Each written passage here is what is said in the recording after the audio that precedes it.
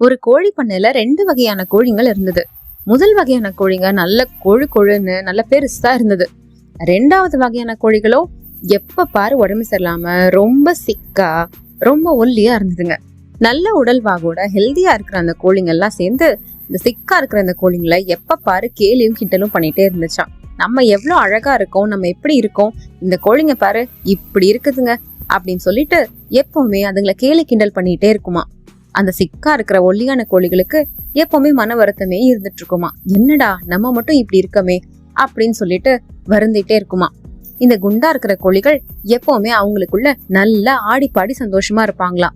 இந்த ஒல்லியா இருக்கிற கோழிகளுக்கு அது பார்க்கும் போதெல்லாம் ஒரே வருத்தமா இருக்குமா. நம்மள மட்டும் இவங்க சேர்த்துக்கவே மாட்டேங்கிறாங்களே அப்படின்ட்டு. இப்படியே நாட்கள் போக போக ஒரு நாள் ஒரு சமையல்காரர் வந்தாராம். சமையல்காரர் என்ன பண்ணாரு, வந்து பார்த்ததுலயே இருக்கிறதுலயே பெருசா இருக்கிற 2 கோழிங்களா பார்த்து, இன்னைக்கு மதிய உணவுக்கு இந்த கோழி தான் சரி அப்படின்னு எடுத்துட்டு போயிட்டாராம். அப்பதான் அந்த கோழிங்களுக்கு புரிஞ்சுதான், அடடா நம்ம மத்தவங்களை எப்பவுமே வந்து நோக்கடிச்சிட்டு இருந்தோமே, அவங்கள எதுக்குமே பிரயோஜனம் இல்லைன்னு கிண்டல் பண்ணிட்டே இருந்தோமே, ஆனா இப்ப பாரு நமக்கு தான் ஒரு ஆபத்து வருது, நமக்கு தான் ஒரு தீங்கு வருது அப்படின்னு இந்த கோழிங்க புரிஞ்சுக்கிச்சான். இப்ப இந்த கதைய ஒரு திருக்குறள் கூட ஒப்பிடலாம். சிறப்பீனும் செல்வமும் ஈனும் அறந்தினூங்கு ஆக்கம் எவனோ உயிர்க்கு. நம்ம எப்பவுமே அறத்தை ஃபாலோ பண்ணி தான் இருக்கணும். அறம்னா நல்ல பழக்க வழக்கங்கள், அதை ஃபாலோ பண்ணிட்டு தான் இருக்கணும். அதுதான் நமக்கு எப்பவுமே சிறப்பை தரும். தன்னை விட பலம் இல்லாதவங்களை இந்த மாதிரி நோக்கடிக்கிறதும் ஒரு அறமற்ற செயல்.